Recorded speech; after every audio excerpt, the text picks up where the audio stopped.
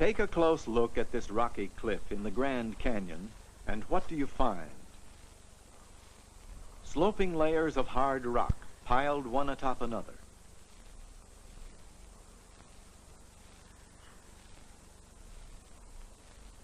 Smoothly rounded sand grains, all about the same size, cemented together.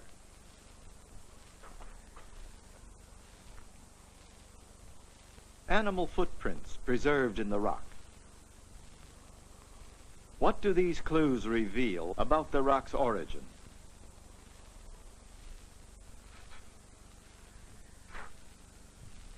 Dig a hole in a sand dune, and you'll find the answer. Sloping layers of sand piled one atop another.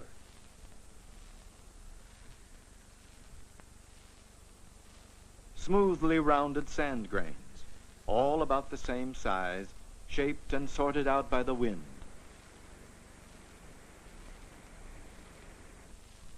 On the surface of the dune, lizard trails, small footprints. So this rocky cliff is actually part of an ancient sand dune that hardened into rock. The story of the rock's origin is preserved in the rock itself. We are able to read the story because we know how to interpret the clues.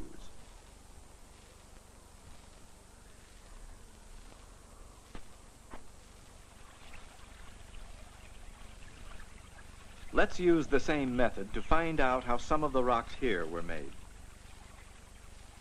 The walls of the canyon are made up of various kinds of pebbles and boulders embedded in another rock. If we examine some of these boulders closely, we should be able to find out how they were made. Let's try it. This boulder is made up mostly of some dark material. Scattered through the dark material are many light-colored crystals. Does this tell us how the rock was made? No, not yet. Here is another kind of rock. It appears to be made of a light-colored material. A closer look shows it is made of light and dark crystals, all locked together. Again, the rock is a puzzle. Here is yet a third kind of rock. It is made of very small crystals arranged in layers. Again, the origin of the rock is a puzzle. To solve these puzzles, let's take a closer look at what the rocks are made of. The first step is to cut a slice from each of the three kinds of rock. The slices are cemented to glass slides and ground until they are paper thin. Now we have thin sections of each rock, so thin that light will go through them. When they are photographed with polarized light and enlarged, they look like this. And they show how the crystals in each rock are arranged. In the first rock, a few large crystals are surrounded by hundreds of very tiny ones.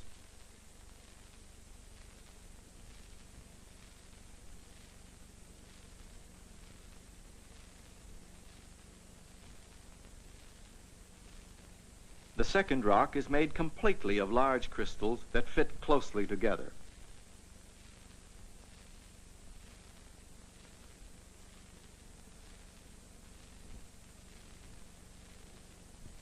The crystals in the third rock also fit closely together, but they are small and arranged in layers.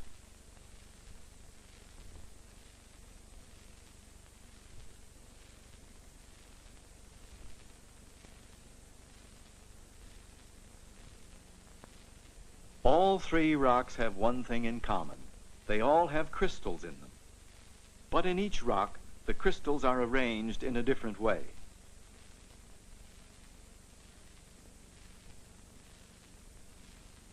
So, if we want to solve the puzzle of how these rocks were made, we must first find out what crystals are and how they are made.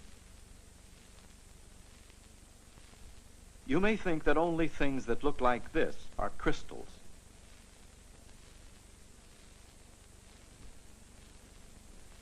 Actually, most solid things on Earth are made of crystals. For example, sugar,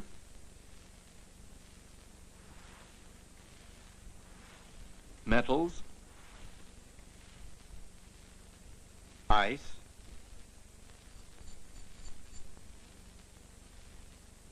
and salt. Here's another crystal of salt, only bigger.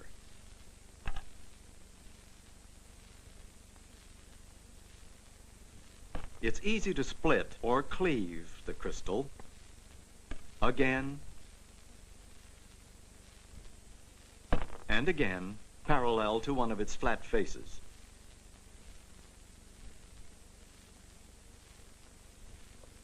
If we try to cleave it in a direction not parallel to one of its faces, the crystal shatters. The fact that a crystal splits neatly only in certain directions shows that it is weaker in these directions than in others. But why? Here, magnified over 1,000,000 times, is what the inside of one kind of crystal looks like. The parallel lines are formed by many layers of atoms, the tiny particles of which all things are made. Now it is apparent why a crystal splits neatly only in some directions. It must split between layers of atoms. So crystals are made of invisible atoms arranged in regular patterns. The next thing to find out is how these regular patterns come about.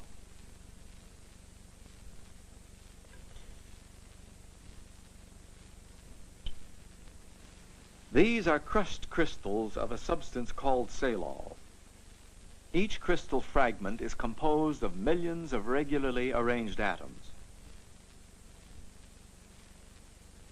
Watch what happens when we heat the crystals.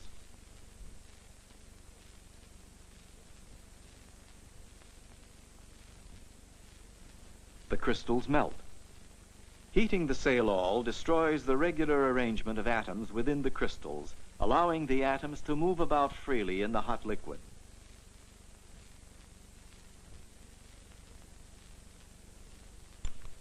Now watch what happens when the molten salol cools.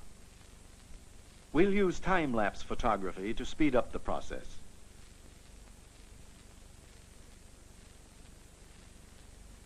As the melt cools, crystals begin to grow in it. Millions of invisible atoms are joining together in regular patterns. The result is a mass of intergrown crystals. But why do atoms form regular patterns? This apparatus will help illustrate what happened. These plastic beads represent atoms.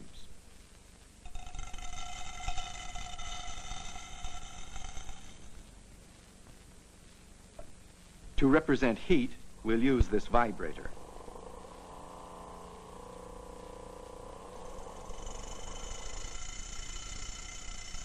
Now the model atoms are moving about freely, much as the real atoms in the melt must have been moving, although we couldn't see them. Now we'll slowly cool our model atoms by lowering the energy of the vibrator. As the model atoms lose some of their energy, they are slowed down and begin to pack themselves together. And because they can fit closely together in only one way, they form an orderly pattern.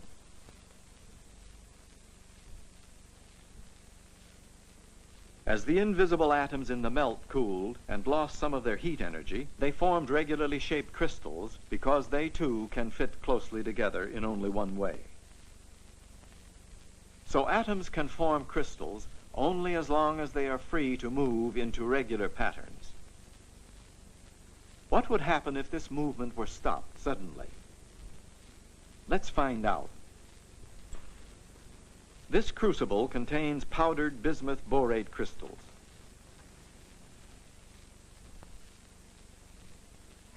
When we heat the powdered crystals to 700 degrees centigrade, they melt. The atoms that made up the crystals are now moving about freely. When the melt is allowed to cool slowly over half an hour, it crystallizes.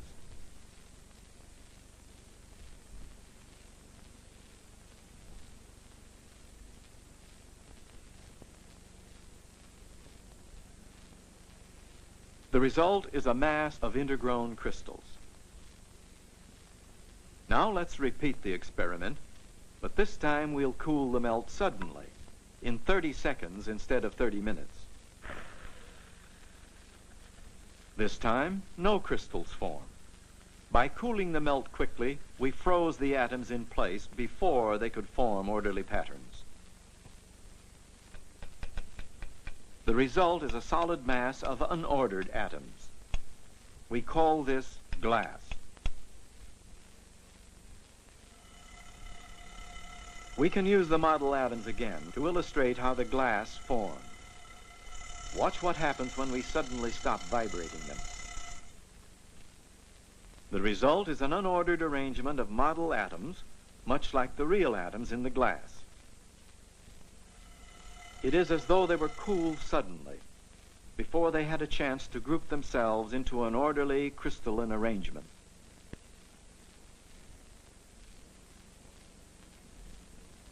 So, to produce crystals, atoms must have freedom to move and time enough to arrange themselves into regular patterns.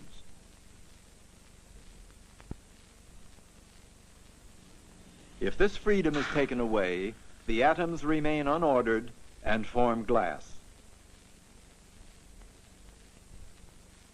Now let's take the 3 sample rocks one at a time and see if we can figure out how they were made. The well-formed crystals in the first rock suggest that it was once molten.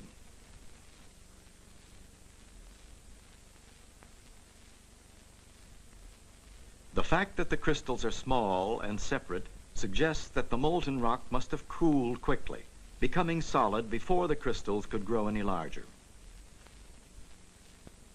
Where in nature is molten rock produced and then cooled quickly?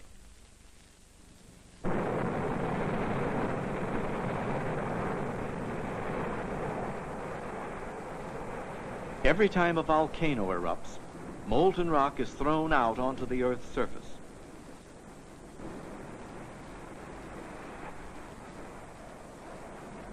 As the molten rock loses its heat, it thickens rapidly. As a result, if any crystals were growing in the molten rock, their growth is slowed down or stopped altogether. Within hours, or at most a few days, the molten rock hardens.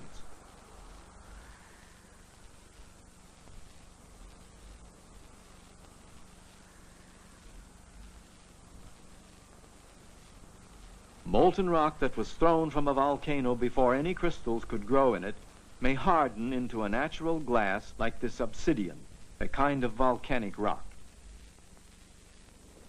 If the rock were cooled suddenly after crystals had already begun to grow in it, it may look like this. This, or this. All volcanic rocks.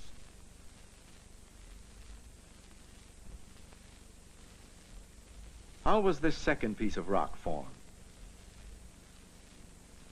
The crystals in it show that it was once molten. Because it is made of large crystals, completely grown together, we know the rock must have cooled slowly enough to give all the atoms in the rock time to form crystals. Where in nature is molten rock produced and then cooled very slowly?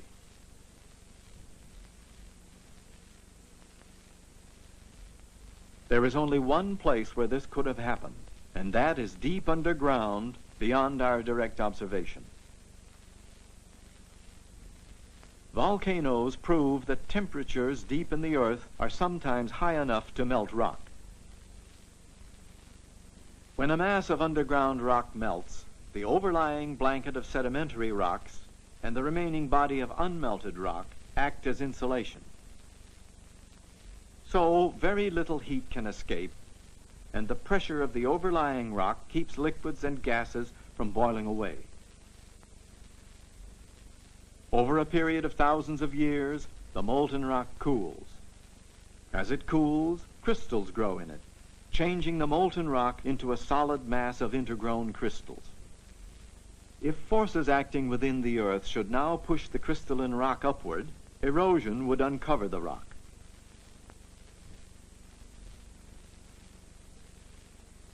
The eventual result is a mountain range made of intergrown crystals. Rocks made in this way take many different forms.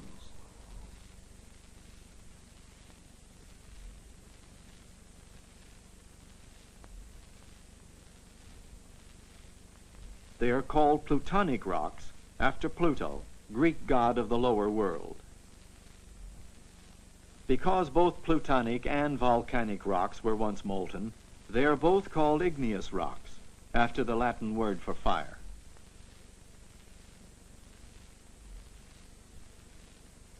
So we are left with one unsolved puzzle.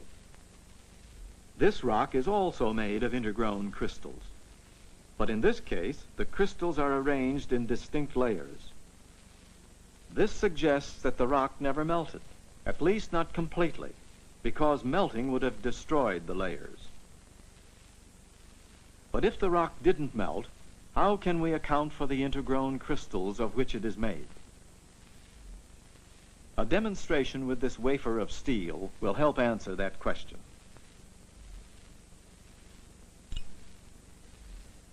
We'll put the steel wafer into this special microscope.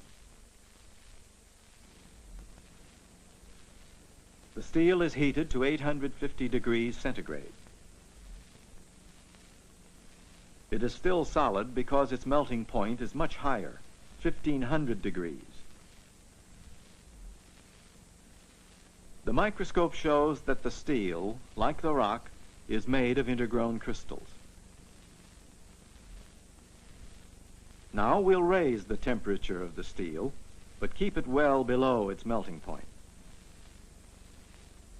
Even though the steel is still solid, some of its atoms must be moving about because the crystals are growing larger. So, under certain conditions, atoms can move in a solid and cause crystals to grow. Where in nature do conditions exist that would allow the atoms in a solid rock to move, causing the crystals in it to grow? You recall that Plutonic rock is formed when a large mass of rock melts deep underground and slowly crystallizes. The surrounding rock, subjected to almost the same high temperature and pressure, did not melt. When such rock is pushed up and uncovered, we can see what the heat and pressure did to it. Most of the mountain in the foreground is made of light-colored Plutonic rock we know was once molten. The dark rock in contact with it is a remnant of the surrounding rock that did not melt. Let's take a closer look at such a contact.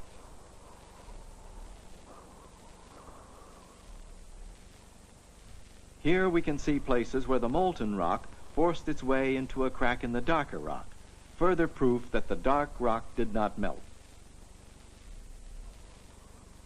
Here is another mass of Plutonic rock. Again, we find a different kind of rock in contact with it.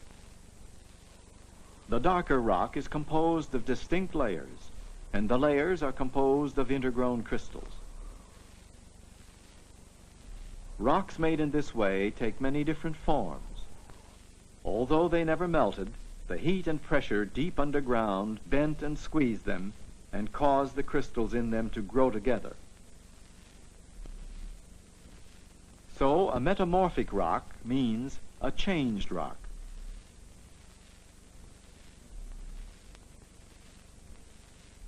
Now we know that rocks contain clues to their origin.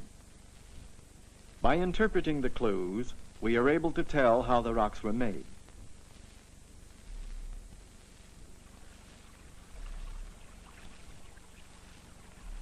This is the canyon where we found the three rocks we studied. All of the boulders here came from rocks that originated miles underground.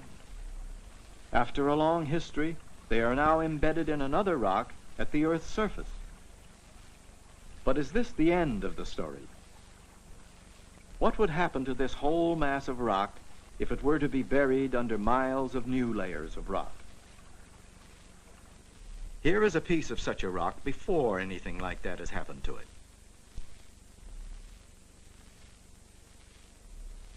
After being buried miles underground for millions of years, the rock would look something like this, completely crystallized and much harder. If the rock had been carried even deeper underground, where the heat and pressure are still higher, it might look like this. How has it changed?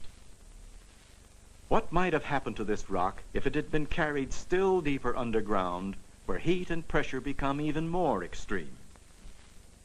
It has been said that most rocks are made of other rocks. Do you see why?